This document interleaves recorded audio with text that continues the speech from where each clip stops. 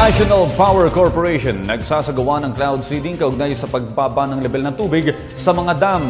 Balita mo kami, Dina Pagibitan.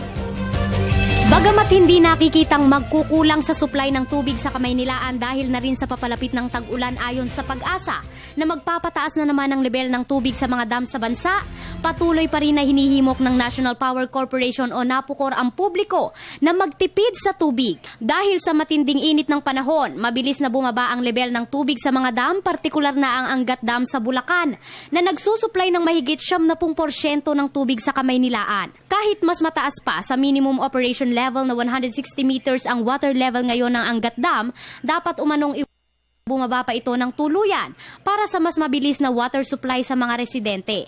Kung bababa kasi ito tulad noong 2010 sa 157 meters, kinakailangang dumaan ang tubig sa mas mahabang proseso para ito'y masigurong malinis.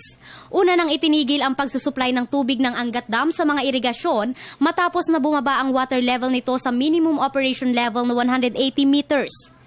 Samantala, upang maibsan ang tuluyang pagbaba ng mga tubig sa dam, nagsasagawa ang NAPOCOR ng cloud seeding. Dahil dito, mula sa 32 centimeters na pagbaba, lumiit na lamang ito ng 23 centimeters. Karaniwan na raw na sumasapat ang supply ng tubig tuwing tag-araw.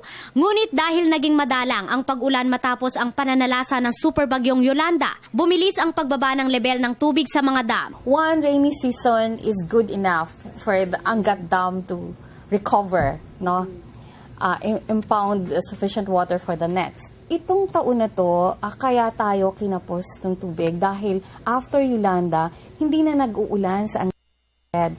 So dati hanggang Pebrero ng taon umuulan, pero Nobyembre, Yolanda, hanggang Pebrero hindi na nag-uulan sa watershed. So kumbaga ang tubig puro palabas. Nilinaw rin ng NAPOCOR ang napapabalitang humihiling sila ng bagyong Singlakas ng Ondoy upang mapunan ang pangangailangan ng tubig. Mayroong isang newspaper article, no, na nagsasabi na we are praying for two Ondoys, no? That's not true. That is too insensitive, no? That is too cruel. We are praying for rains to bless our country, not never for the scourge of storms. Para sa Telebisyon ng Bayan, ako si Dina Pagibitan.